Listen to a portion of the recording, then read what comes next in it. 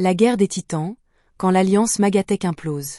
L'année 2025 aura été marquée par un séisme politique d'une rare violence, non pas issu d'un affrontement partisan classique, mais né de l'implosion de l'alliance la plus puissante et improbable de la droite américaine. Celle unissant l'ancien président Donald Trump au magnate de la technologie Elon Musk. Ce qui a commencé comme une brouille personnelle entre deux égos surdimensionnés s'est rapidement transformé en une crise aux ramifications politiques, économiques et sécuritaires profondes, exposant les fragilités d'une coalition construite sur le culte de la personnalité et le pouvoir de l'argent. L'origine du conflit est à la fois triviale et révélatrice. Elon Musk, ayant investi près de 290 millions de dollars via son comité d'action politique America PAC pour assurer la réélection de Trump, s'estimait en droit d'exercer une influence proportionnelle à son investissement.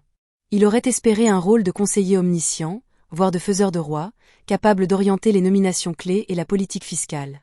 Cependant, Trump, dont l'instinct politique repose sur l'affirmation d'une indépendance absolue, a perçu ces attentes comme une tentative de capture du pouvoir exécutif. Le refus de l'ancien président de s'incliner devant ce qu'il considérait comme un chantage financier a conduit à une rupture brutale. La réponse de Musk a été d'une brutalité calculée. Sur sa plateforme X, il a d'abord minimisé le rôle de Trump dans sa propre victoire, suggérant que sans son argent, la défaite était certaine. Puis, escaladant délibérément le conflit dans le registre le plus toxique de la politique américaine, il a lancé une insinuation aux conséquences potentiellement dévastatrices. Il a sous-entendu que Donald Trump figurait dans les fichiers non publiés de Jeffrey Epstein et que cela expliquerait leur rétention. Cette accusation, jetée sans la moindre preuve à l'appui, représentait une ligne rouge franchie. Elle transformait une querelle d'influence en une guerre existentielle, utilisant l'arme de la diffamation par association avec l'un des scandales criminels les plus sordides de l'époque contemporaine. La contre-attaque de Trump fut caractéristique de son style, personnel, économique et sans ambiguïté. Plutôt que de se lancer dans un débat sur le fond de l'accusation, il a visé le cœur des empires de Musk. Il a publiquement menacé de réviser, voire d'annuler, les contrats gouvernementaux vitaux liant l'État à SpaceX et à Starlink, et d'examiner les subventions publiques bénéficiant à Tesla. Le message était limpide. Dans l'arène du pouvoir, la force politique peut écraser la puissance financière. Trump a démontré que le levier réglementaire et contractuel de la présidence surpassait, en dernier ressort, la fortune d'un milliardaire, aussi considérable soit-elle. Cette guerre ouverte a immédiatement produit des effets concrets et alarmants. Les marchés financiers, anticipant des dommages collatéraux massifs, ont réagi par une panique vendeuse. L'action Tesla a chuté de 14% en une journée, celle de Trump Media de 8%, effaçant des milliards de dollars de capitalisation boursière. Cette volatilité n'était pas le fruit d'un caprice boursier, mais le reflet d'une prise de conscience brutale. Deux piliers du capitalisme et de la politique américaine étaient prêts à sacrifier la valeur économique et la stabilité sur l'autel de leur vendetta personnelle. Les implications dépassent largement le théâtre financier. Au plus profond de cette crise réside une question de sécurité nationale critique. SpaceX est le principal prestataire de lancement de la NASA et du département de la Défense. Starlink constitue une infrastructure de communication stratégique, déployée dans des zones de conflit comme l'Ukraine.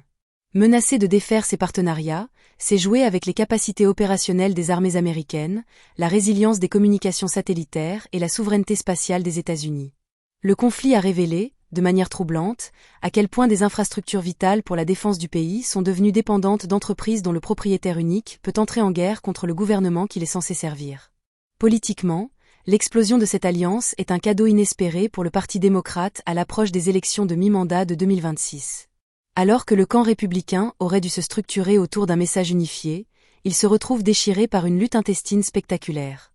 Le récit médiatique n'est plus axé sur le programme de l'administration ou les faiblesses de l'opposition, mais sur les accusations incendiaires et les menaces de représailles entre deux figures iconiques de la droite. L'unité du mouvement MAGA, déjà fissurée, risque de se briser définitivement.